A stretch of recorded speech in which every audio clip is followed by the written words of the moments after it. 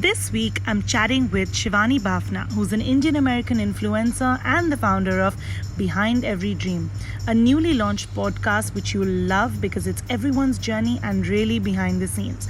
When you watch Shivani on Instagram, you'll see her family, her bubbly personality, her fiance, and her love for dance. I hope you enjoy this episode as we chat about her journey in India, her journey as an influencer, and her startup. Enjoy!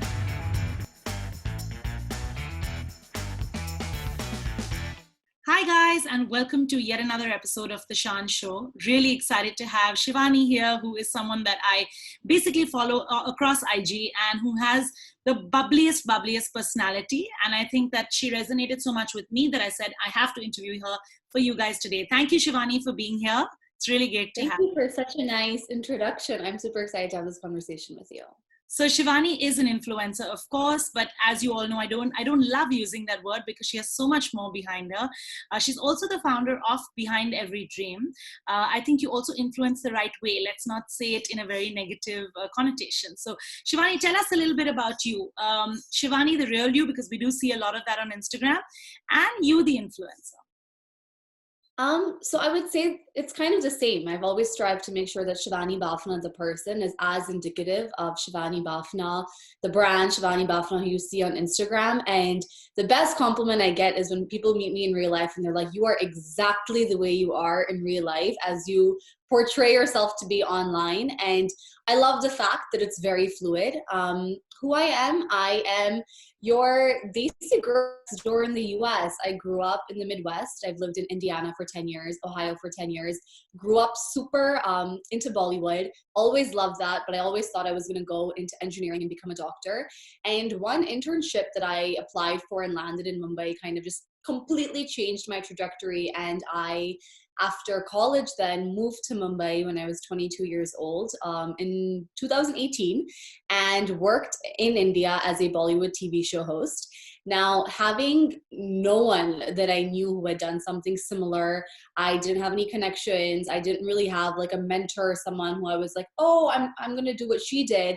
I was like, I'm going to record the behind the scenes and the process and vlog and capture everything that I'm experiencing so that in the off chance that any of my dreams do come true while working in Bollywood, that someone else could go through my social pages and be like, oh, like, usne aise tarike se usne kiya, you know, like how she did it and this is who she emailed. And I feel like for me, sharing the process has always been super, super important. So I don't think I stepped into influencing or content creation with an intention that I want to become influencer and this is the goal. But my why was truly, I want to capture my journey. And I love going back and like watching old videos and seeing like, what was I thinking at that point in time? And what was I excited about in that point in time? And what was frustrating me then? And I think I've treated content creation kind of as a personal diary of sorts that is public for all of you guys to go through the journey with me. And that's exactly what it looks like, right? So I feel like today I know your family, I know your grandparents, I know the behind the scenes of when you create videos. And for me, the real connect, I have to tell you this, Shivani, I didn't say this to you earlier, is I'm obsessed with my grandparents, you know, and when I saw those videos, I'm like, this girl is real. What she does behind the scenes and what she shows us is exactly the same. So kudos to you, because that's what influencing should be really about. But Shivani, I want to ask you, Behind Every Dream is new. I'm loving all the posts. I'm in fact sharing most of them because they really resonate. What is it about? So Behind Every Dream to me is an online and offline movement. I think ever since I started learning about different careers and, you know, meeting people with such fancy titles. You know, I'm the Vogue director, I've a startup in this field, I'm a stylist of this. And I always was left feeling like, well, how did that person actually get there? You know, like, how did you land that amazing job at L'Oreal? How did you become a private equity, you know, this person? How did you, you know, and I've always felt like people don't share their actual process of how you receive that end goal. So Shivani Bafna, the platform, has always been about sharing the behind the scenes of my life to kind of demystify the very curated feed I feel like social media can be. Behind Every Dream kind of takes that mentality a step forward. It's applicable to everyone who's working towards their dreams and realizing that in pursuit of that end goal, fall in love with the journey and the process of getting there. Celebrate as much me on my laptop at 2 a.m. typing some PowerPoint as I'm enjoying this conversation right now, where I have the makeup and I have my earrings and I look good. Yeah. But why is it that we're so focused on just, we're going to be like, wow, Shivani's always put together. Shivani speaks so well. But you go to my social media page and you'll see, wait, I'm also like hair up, you know, like working on skincare. And I think if everyone was a little bit more authentic and vulnerable online with their own journey, I think we can all just collectively feel better about where we are. You know, like we end up comparing, oh, she's got 1 million followers earning this much. Oh, her family looks like this. Oh, she's getting engaged. And we don't realize that there's so much more that goes into a picture perfect reel or picture perfect Instagram post. So I think that's what Behind Every Dream is. And I'm excited to kind of see where that goes. It came to me very iteratively. It wasn't started like, oh, I'm going to start a business. I think in the back of my mind, I've always wanted to create something that's bigger than just my face, that's bigger than just Shivani Bafna. And it kind of like the pieces just really fit together. And I think it's something that I truly embody our mission and vision for the platform. Absolutely. And for those that don't follow, it's Behind Every Dream. And I'm loving some of the posts. They're super motivational. And you are really like launching a podcast soon, right? Yes. So we launched our first episode yesterday. Awesome. It's launched. So please listen to that, because I know that'll be great. So Shivani, you know, we have a lot of, business owners that are small business owners part of our platform, people that aspire to be much larger, who want to grow, who want to take small steps. I want to ask you, everyone thinks being an influencer first is the easiest thing in the world. It's not. There's so much that goes behind it. Could you tell us a little bit more about making social media your career? What are your thoughts? Yeah. I think you have to go in with the intention, figuring out what is your why. And whether you are a small business owner, whether you are a photographer, whether you are a content creator, figuring out your why and being able to go back to that, I think in this day and age, you have to have a mission-based platform. You have to have a reason and a story why you want to do this. It's not enough to just be like, I like sharing, you know, like it needs to be something, I think, a little bit more substantial. And I think finding that can often be the toughest part. But in the process of finding that why, I think it helps you in the days where 6 months in, you're not feeling as motivated, you're not seeing the results, you're getting bored of Instagram, people are trolling you, all that gets to you. But if you have a strong why, it helps you kind of get anchored and rooted to be like, okay, this is why I want to show up and present my face and talk to my phone looking like a freak, you know, like it's weird. Like sometimes you think about it and you're like, I literally talk to a phone, you know, and I see my face. But if you think about it too much, that's where you lose it. So I would say that's one aspect that I tell a lot of people to be cognizant of. And really also thinking about what your end goal is. I think many people start the platform saying like, oh, I'm passionate about this and this is why I want to share it with the world.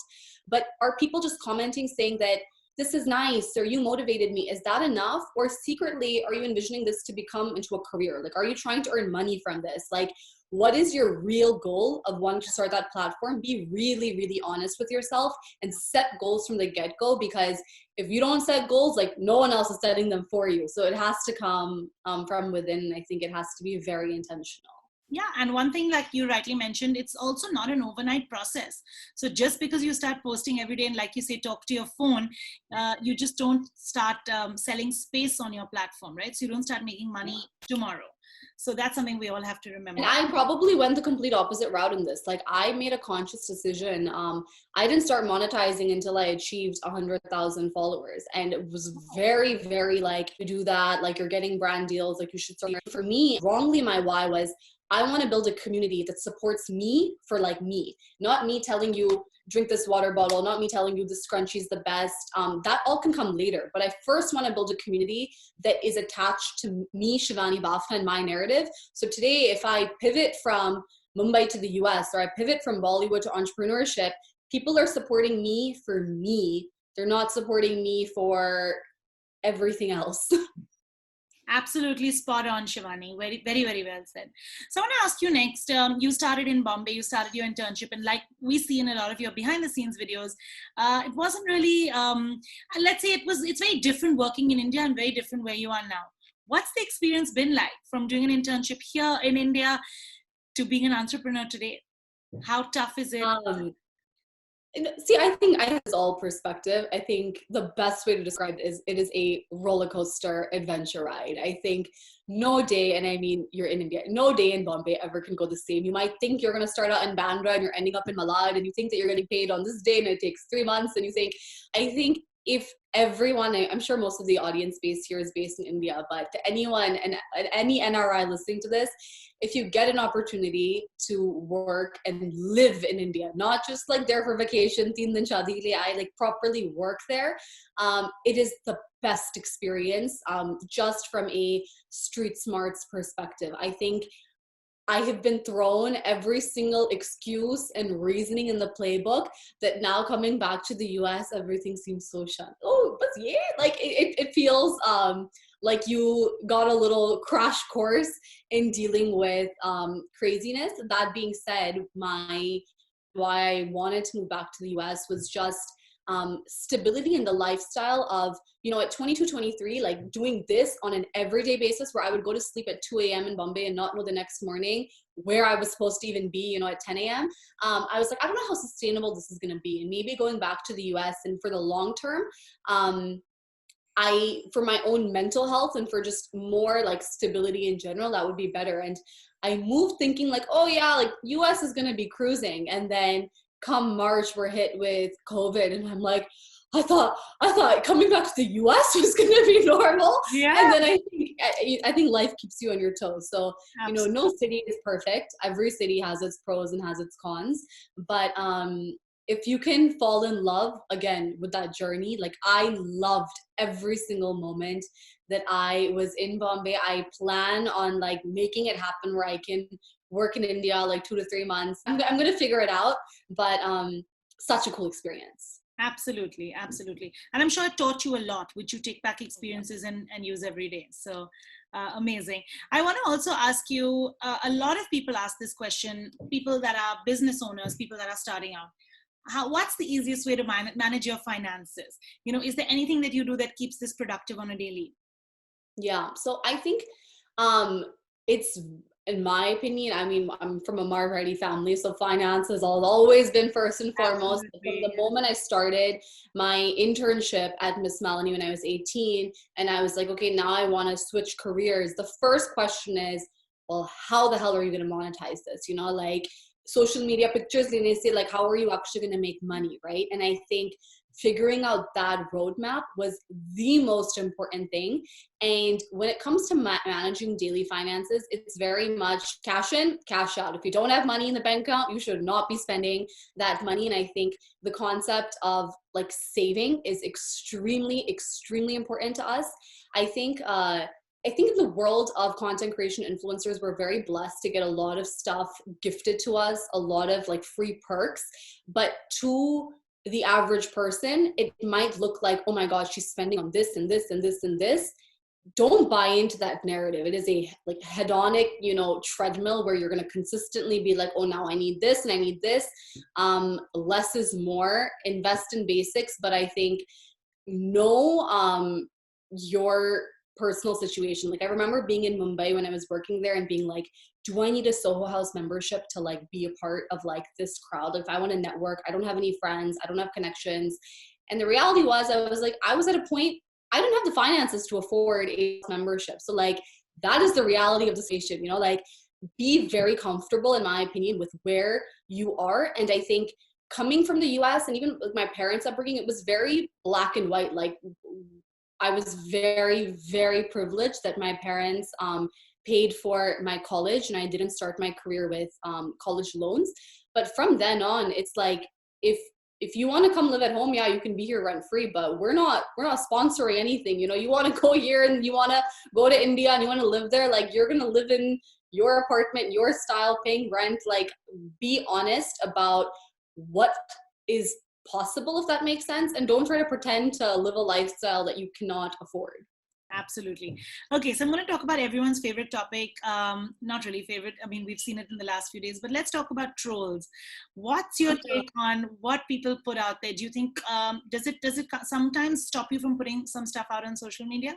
Oh yeah, I think anyone who tells you like just block the haters, like you've not been in the shoes of experiencing, troll comments, and people are very quick to be like, oh well, Shivani, it's a part of like what you do, so just get used to it and don't read it. I mean, we're human. I'm a very sensitive person.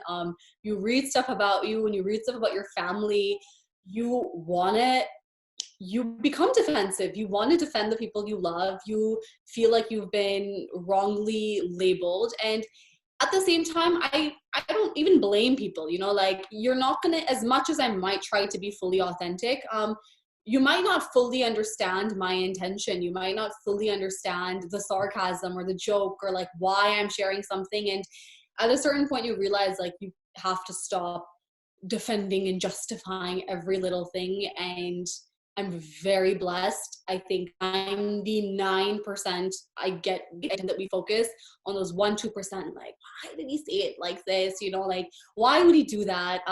So what I say to trolls is just like, you're helping my engagement, man. Like, like you're helping me get more comments, you're stirring more pot in my conversation. So you're helping me out, Yeah, and at the same time, if you don't have, I mean, this is cliche, if you don't have something nice to say, just don't say it. Like if you wouldn't say that to your friend in real life, there's no reason why you should be spreading like vitriol online as well.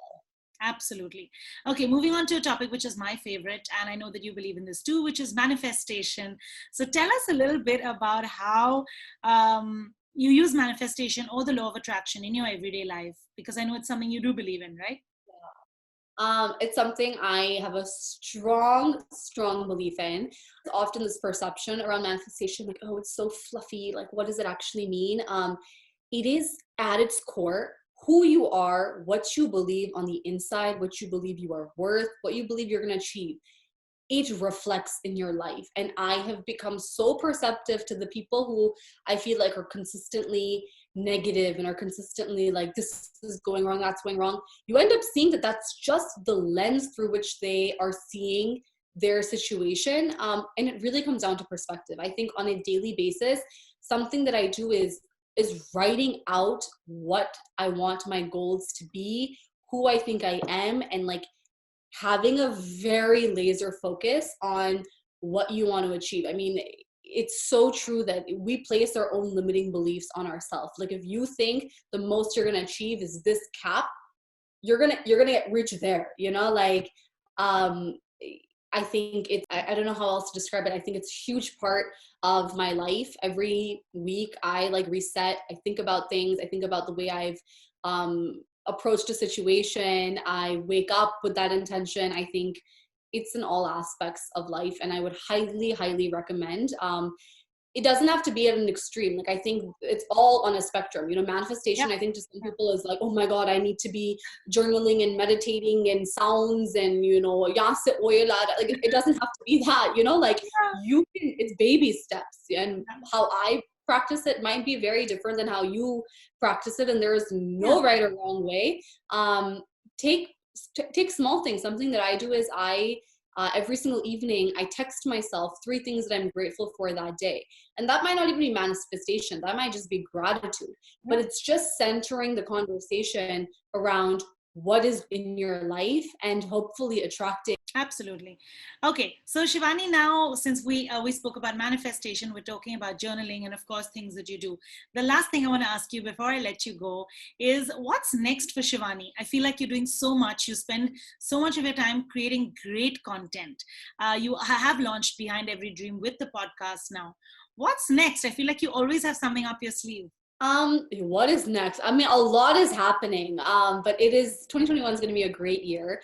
My goals are to continue growing Shivani Bafna, the brand, and not only growing as a content creator, but I want to be able to show everyone more the behind the scenes of my journey wanting to become a content creator. I think often it's only once you hit a certain, let's say, 1 million follower number that you start to realize that, oh, this is what happened in that to happen, but why isn't it that we can't share it while we're experiencing it? Like, you know, even the process of landing a brand deal and figuring out PR and how to do all X, Y, and Z. Like, I want to be very honest as I continue to grow Shivani Bafna, the brand, and see wherever that takes me.